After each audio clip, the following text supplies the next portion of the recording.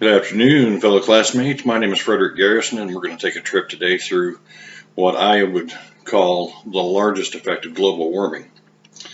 Now, there's a lot of talk about cars and exhaust, and there's a lot of talk about different various things, throughout our country that kind of keeps everything going as far as global warming goes that a lot of people don't want to acknowledge. However, I have a little different perspective on that. I feel like a lot of the global warming is created by deforestation of the rainforest, and I'll tell you a little bit about myself and why I think that.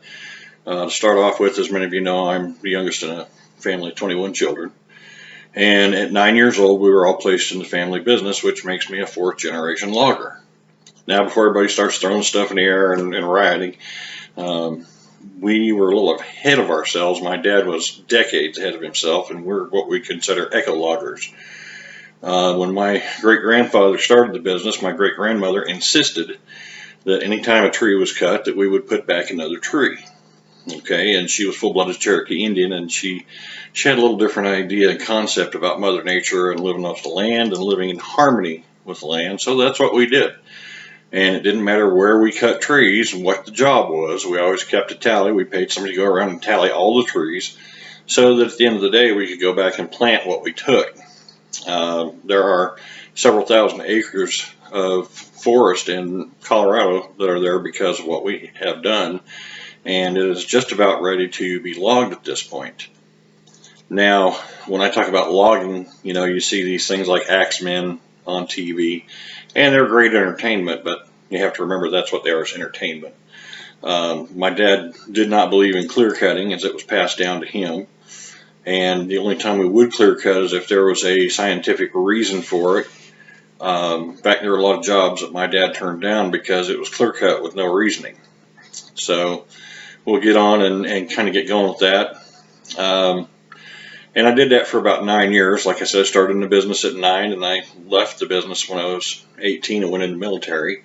And by the time I came back, the EPA had pretty much shut it down to where it was virtually impossible to stay competitive without clear cutting, so we decided to fold it up.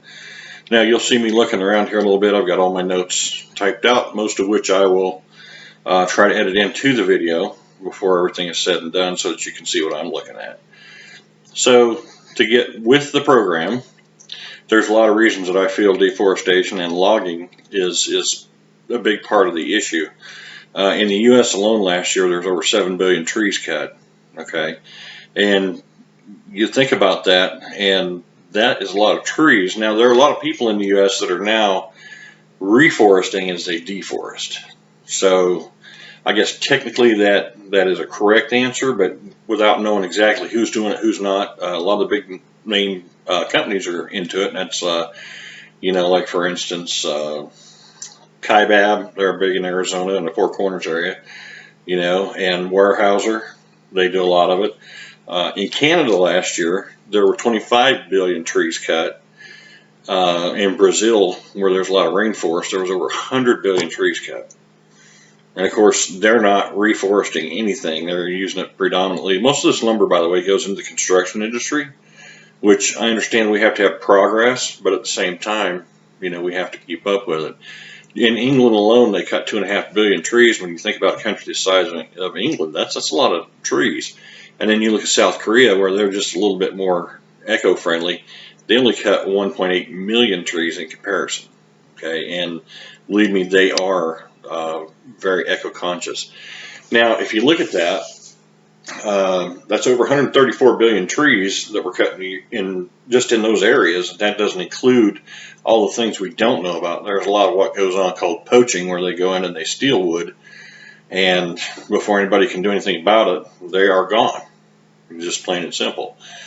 So when we look at 134 billion trees here, we say, well, what does that cost?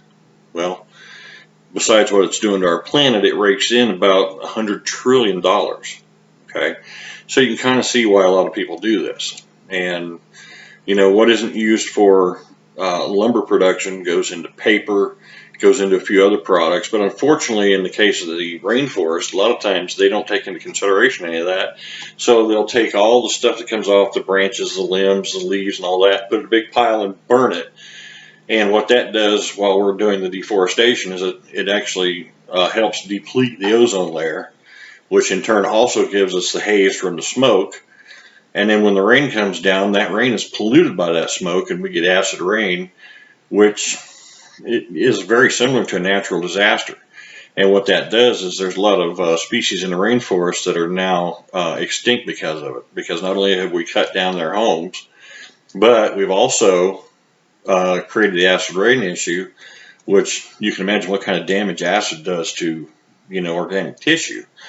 So once the ozone layer is depleted, of course, we have the greenhouse gases that get trapped, which again pushes towards natural disasters, hurricanes, tornadoes, things like that. We also, because of that, change the climate, which, that makes the temperature increase. And that is really just how easy it is to destroy the planet. We talk about things, like I said earlier, car exhaust, coal plants, all that kind of stuff. But in reality, Mother Nature herself, for a live volcano, emits more CO2 in an hour than what all of mankind does in a year. All the cars running, all the coal plants fired up, and all that kind of stuff. So you can see how that would, tend to disintegrate everything. And at what cost to the planet? Yeah, that's great that they're raking in $100 trillion, but there's only a few companies that are putting back into, helping grow the trees back. Now, there's a kind of an issue that a lot of people don't know about. As most of you are probably aware, the trees help process CO2 back into oxygen because they trap the carbon. So when those trees are gone, that's just that much less CO2 that the planet is able to reincorporate back into the ecosystem. So it just sits there and freely floats, hence the term the climate change from the greenhouse gas effect. Now, we sit here and we think, well, if we run electric cars or if we do this, that's all fine and dandy, and that's what a lot of these companies are focusing on. But the problem that I see is what we're not focusing on is what's killing us, and that is the Amazon rainforest. And, with my background in logging, I can understand why these guys want to do this, but they're doing it in a very irresponsible manner. So what I'm going to do is I'm going to edit in some of these things when I'm done so that you can kind of see what I'm looking at, some of the graphics and stuff. And you can make your own decision. But just remember, if we cut down all the trees and we trap more greenhouse gas, which then takes out a lot of indigenous species in those areas because they can't survive without habitat, clean water, clean air, and you can see how it kind of all works together. And recent studies have indicated that the ocean absorbs quite a bit of CO2, which helps process it as well. And with us being 70% water in this world, you would think, well, that really helps, but people don't realize how much the trees really do for us. So that's pretty much what I had to talk about today. I will go ahead and edit, everything in and out so that you guys can look at what I see. It's not really a lot of material. Most of what I, have come up with has kind of come out of the old noggin from doing it for so many years. And to make a long story short, if we take away the trees, we're eventually going to take away the planet. We have to have these trees to survive. We have to have these trees so that other species survive. We're not the only species on the planet. And when the ecosystem starts to break down, it's only a matter of time before the top of the food chain goes as well, which we consider ourselves the top of the food chain. Folks, I hope you all have a great day and a great week, and I'll go ahead and get this all taken care of and get it posted. If you have any questions, please contact me through Canvas, and I'll be more than happy to answer anything you have. All right. You all have a good day. Stay safe with the COVID. Stay away from it. And hopefully everybody, does well on this project. I haven't really done a lot of research, but I have done, quite a bit of note-taking and putting it all together. So at this point, I'd like to say farewell, and you all have a great day, and hopefully I'll see you all next quarter. Goodbye.